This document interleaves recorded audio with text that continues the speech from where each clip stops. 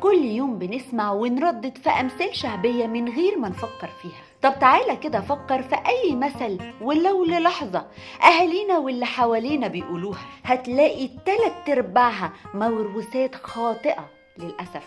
طب زي إيه؟ أنا عبد المأمور، كلمة مينفعش خالص نقولها، لأن العبودية والأمر لله وحده، ولا طاعة لمخلوق في معصية الخالق.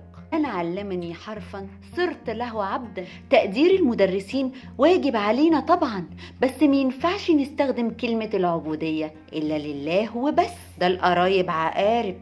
أهو المثل ده فظيع، لأنه بيشجع على قطع الأرحام اللي ربنا وصانا بعدم قطعها. أنا وأخويا على ابن عمي، وأنا وابن عمي على الغريب. أهو المثل ده من أخطر الأمثال الشعبية تهدم للحق والعدل. فأنا على حسب شدة قرابتي للشخص لا مع الحق، فأنا مع قريبي حتى لو كان ظالم، وعلى الغريب حتى لو مظلوم. إن كان لك عند الكلب حاجة قل له يا سيدي، أو اتمسكن لحد ما تتمكن. اهو المثلين دول بيعلموك الذل والانكسار لغير الله، والمفروض على كل واحد فينا انه يطلب حاجته بعزة نفس. ده كتر السلام يقل المعرفة، والمفروض ان احنا نسلم على بعض كل ما نلاقي بعض، لان دي سنة.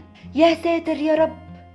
الساتر في اللغة شيء مادي ملموس بمعنى حاجز، ومش من أسماء الله الحسنى، وإنما اللفظ الصحيح هو يا ستار يا رب. وفي أمثال تانية كتير بنسمعها ونرددها من غير ما نعقلها. يا ريت نفكر في الكلمة قبل ما نقولها. وشاركوني بالأمثال اللي تعرفوها في الكومنتات، وما تنسوش تعملوا لايك على الفيديو وتشتركوا معايا في القناة.